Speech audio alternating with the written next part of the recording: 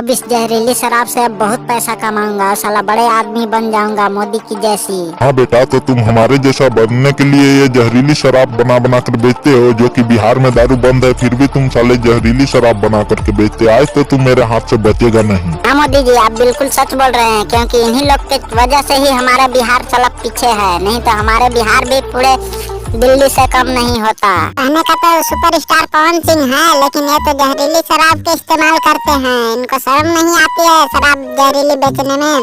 क्या फायदा मिलता है इनको? सॉरी मोदी जी, आज के बाद ऐसा कभी नहीं करेंगे, प्लीज एक बार माफ कर दीजिए, क्योंकि हमसे गलती हो गया। और आज के बाद कभी दोबारा ऐसा काम नहीं करेंगे, माफ कर दीजिए एक बार। नहीं मोदी चाचा, ऐसे ऐसे लोगों को माफी नहीं बल्कि फांसी देना चाहिए। इनको माफी के लायक ही नहीं है, इनको तो फांसी मिलना ही चाहिए मोदी चाचा। हाँ मनीष जी, आप लोग सच ही कह रहे हैं, क्योंकि ऐसे लोगों को अगर माफी कर दिए तो बिहार तो यही पीछे के पीछे ही रह जाएगा।